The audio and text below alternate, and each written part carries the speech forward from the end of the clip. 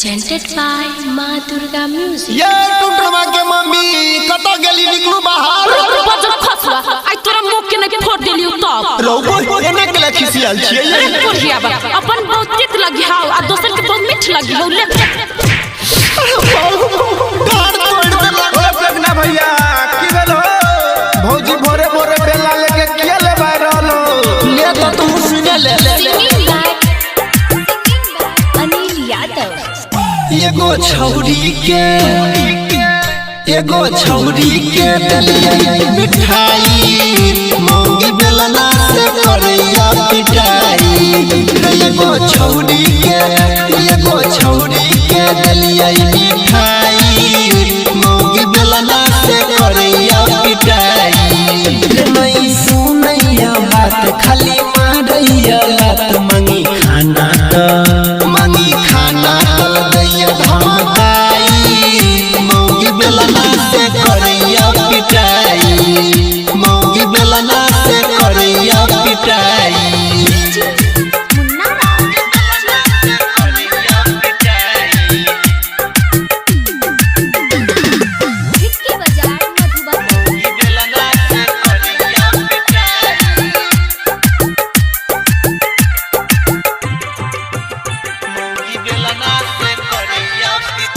photo रहै mobile में देखल यार हमर मौगी छैयरवा बड़ा होशियार फोटो रहै मोबाइल में देखल यार हमर मौगी छैयरवा बड़ा होशियार केलक कोनो तो ललकै उठाई मौगी बेलना से करैया पिटाई एगो छौरी के दलिया मिठाई मौगी बेलना से करैया पिटाई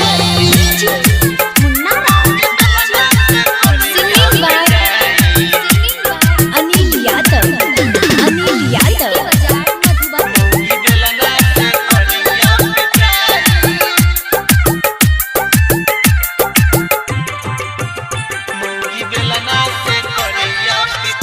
सनी अनिल बताबै की करियै उपाय जाके परवीन देवेंद्र दहिन समझाय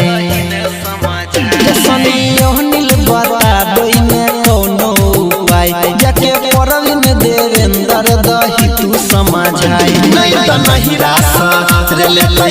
रास भाई के बोलाई मौगी बेलना से करैया पिटाई एगो छौरी के